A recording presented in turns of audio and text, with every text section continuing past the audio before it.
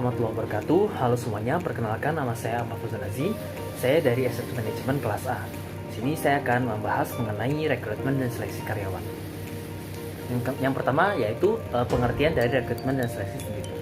Rekrutmen adalah serangkaian aktivitas mencari dan mengikat pelamar kerja dengan motivasi, kemampuan, keahlian, dan pengetahuan yang diperlukan guna menutupi kekurangan yang diidentifikasi dalam perencanaan kepegawaian. Itu menurut Simomora tahun 1992. Selanjutnya yaitu tujuan dari rekrutmen dan seleksi. Pertama yaitu menyediakan sekumpulan calon tenaga kerja atau karyawan yang memenuhi syarat dan tepat bagi suatu jabatan tertentu. Yang kedua, agar konsisten dengan strategi, wawasan, dan nilai perusahaan. Yang ketiga, untuk membantu mengurangi kemungkinan keluarnya karyawan yang belum lama bekerja. Yang keempat, untuk mengkoordinasikan upaya perekrutan dengan program seleksi dan pelatihan. Dan yang terakhir, untuk memenuhi tanggung jawab perusahaan dalam upaya menciptakan kesempatan kerja. Selanjutnya adalah tahap-tahap proses rekrutmen dan seleksi. Proses pencarian calon karyawan untuk ditempatkan dalam suatu jabatan tertentu dalam suatu perusahaan atau organisasi pada umumnya melewati proses rekrutmen, pencarian calon karyawan serta seleksi pemilihan calon karyawan yang secara rinci meliputi kegiatan di bawah ini. Yang pertama adalah proses rekrutmen. Proses rekrutmen bisa melewati dengan dua cara. Yang pertama dengan memasang iklan di berbagai media cetak seperti koran, majalah, tabloid, radio, atau televisi. Yang kedua adalah pendekatan langsung ke sekolah, universitas, lembaga-lembaga pendidikan kejuruan, atau pusat-pusat kursus para karyawannya sendiri yang akan mengajukan kenalan atau anggota keluarganya yang dapat mereka jamin kebaikan kerjanya.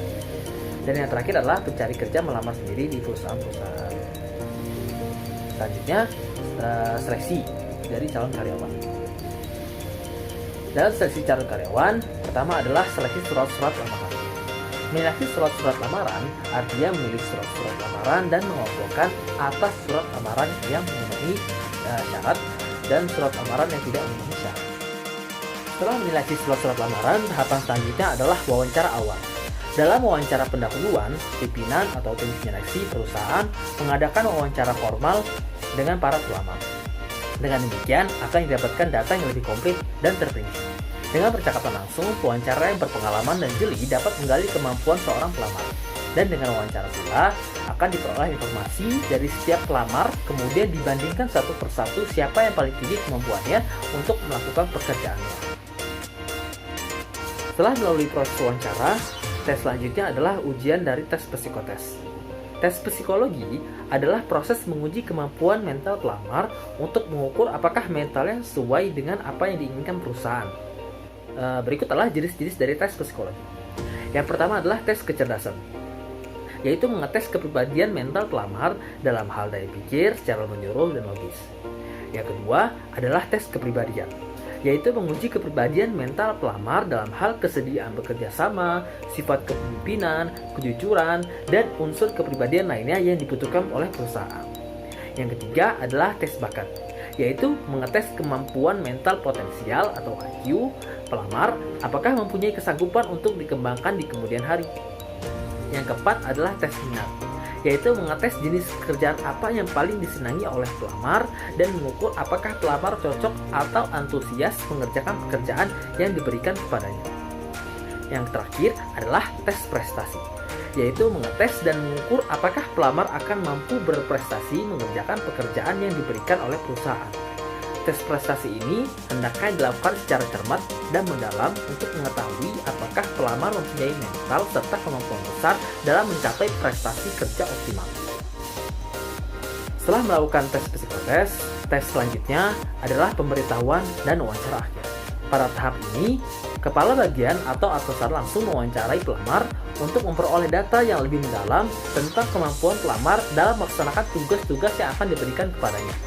Wawancara ini bertujuan untuk mengetahui sejauh mana kemampuan praktis pelamar dalam mengerjakan pekerjaan, juga untuk memperoleh gambaran apakah pelamar dapat diajak bekerja sama atau tidak.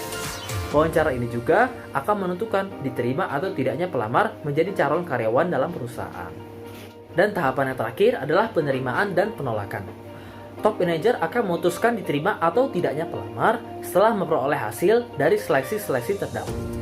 Pelamar yang tidak memenuhi spesifikasi akan ditolak, sedangkan pelamar yang lulus dari setiap seleksi diputuskan dan diterima menjadi calon karyawan dengan status karyawan dalam masa percobaan. Selanjutnya, mereka diharuskan mengisi formulir dan melengkapi syarat-syarat sepenuhnya. Prosedur seleksi untuk setiap perusahaan tidak sama, tergantung dari spesifikasi dan besar kecilnya perusahaan. Mungkin itu saja yang bisa saya sampaikan. Kurangnya dari saya, mohon maaf jika ada kesalahan kata. Wassalamualaikum warahmatullahi wabarakatuh.